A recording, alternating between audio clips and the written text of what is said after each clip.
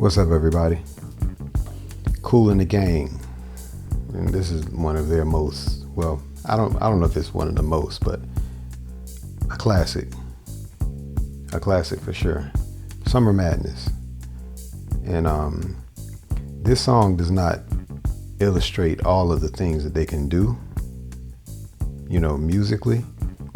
This is just one of those laid back songs, very repetitive, but they're literally cooling. I ain't gonna mention all the history, of, what, like the members and all. I'm not mentioning all of that, because I don't really do it. I don't do these tutorials for that, honestly. I'm not really a trivia person, but I'm very aware of who plays the songs. I'm very aware of those things, but today I want to highlight Charles Smith, Clayton Smith, who was really the founding guitar player of Kool and the Gang. And Kool and the Gang was definitely a multi-genre band. They started out, if I believe or remember, as like a jazz band, as far as I know. But they definitely did well other genres like, funk, R&B, rock, pop, disco. Some would say soul music. So yeah, I mean, now I would be it would be a little crazy if I didn't mention Kool Bell, Robert Kool Bell. The name of the actual band is Kool and the Gang, you know what I'm saying? So Kool was the nickname of Robert Bell and Ronald Bell. So anyway, I just wanted to mention that, I feel like it's worth mentioning. But anyway, so this song is Summer Madness, and that's what that is. So these chords, like the song, I don't even think I figured out what key the song was in. But here we go.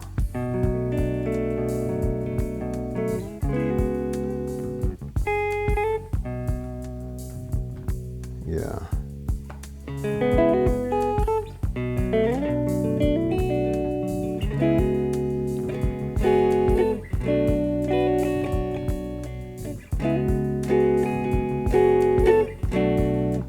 Put a little reverb on it.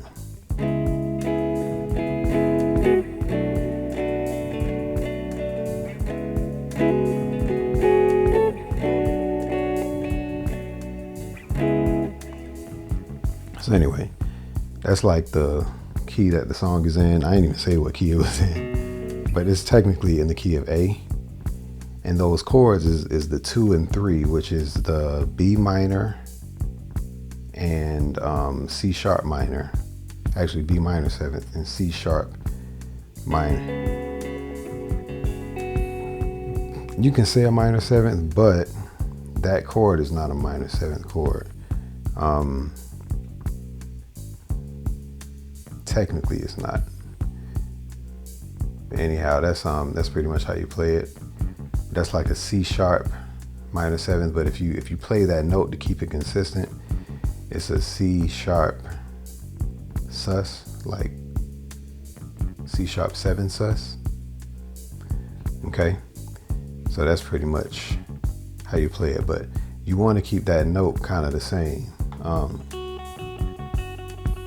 You hear the song kind of keeping that note, that F sharp, kind of consistent. So that note is actually the top note of this chord shape, and you keep it the same.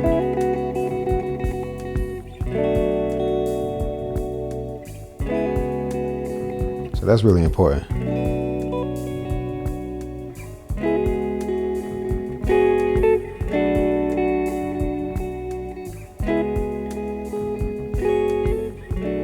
So it's just real back. No one is like showboating, you know what I'm saying? And one of the main parts, really, to be honest with you, the guitar part, which is really only doing one thing.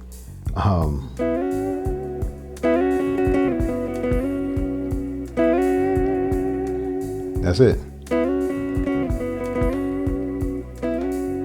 And y'all know it got the octave. Okay, don't nobody come on here correcting me, talking, you forgot a note.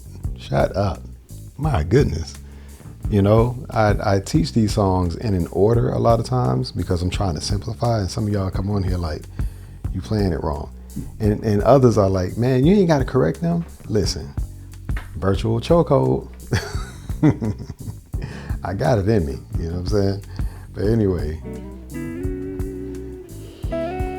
for the sake of explaining it in a certain way, I think some of you saw my, let me turn this off real quick. So some of y'all saw my, my last video. It was the sweet thing video, and how I explained the double stop approach, as far as how I was explaining it, you know, slide up a whole step, all that other stuff. So for here, okay, so the fourth and fifth fret, all right, on the G and B string, start there, slide up a whole step. But you could also play it, you could play it up here too, between the 9th and 11th fret on the D and G string. I'll get in how you strum it a little bit later, but those are the notes. Now, it's very important that you add the octave though, okay? So here.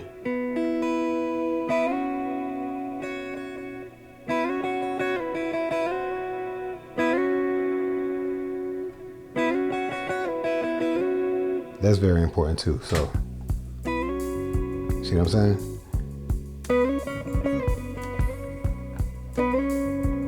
Got to play that part too.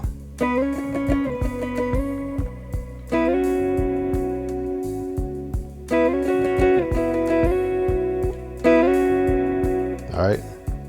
So that's pretty much how you add that. So I just wanted you all to see that, okay? As far as the solo part, he was pretty much in this range right here.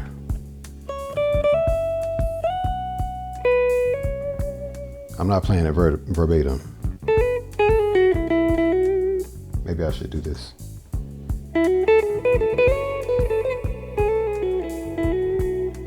But he started out this way.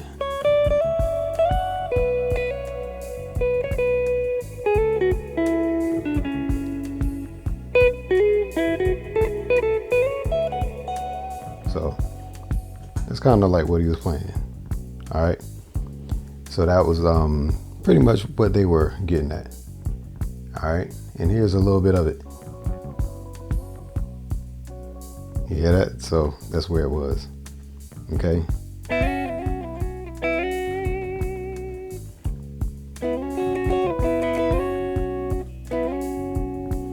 that was it. As far as that part. Now, how do we actually play, like kind of attack the strings?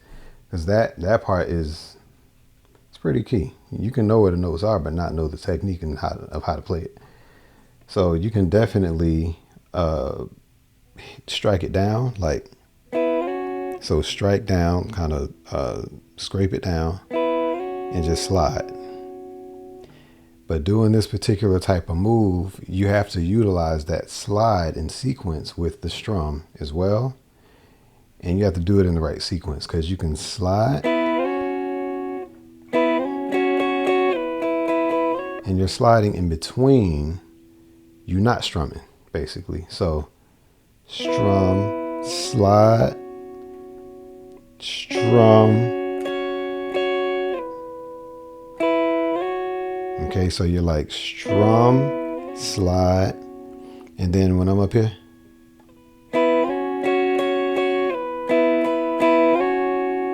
okay, so strum, slide. I don't know if y'all really could pick that up. But, I mean, that's how I did it, and that's how he did it. That's how a lot of jazz players do it, or how just guitar players do it. Okay, that particular technique is just, you know.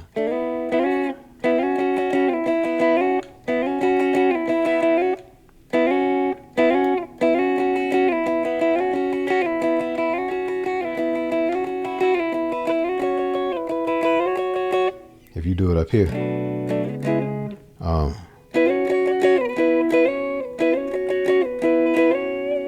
now that's easier to play, but it's kind of tricky to hit that octave without hitting that high E string. You know what I'm saying? But that's the song though. That is how you play it.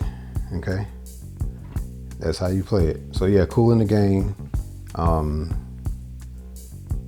That's pretty much it. And I appreciate those of you who just y'all dig my teaching style. Subscribe if you want to. Check out Sweet Thing if you want to, you know, see how to play that. And I'm actually gonna clip that video down a little bit, because I like doing these videos on the fly, and a lot of you appreciate that approach. And I know many of you want to edit it, all the stuff, you know, popping up. It's just not. You know, when I get time to do it, I'll do it. I clip it down. But that's pretty much it. So yes, I appreciate you all joining. Thank you so much. And I will check you on the next video. All right, peace.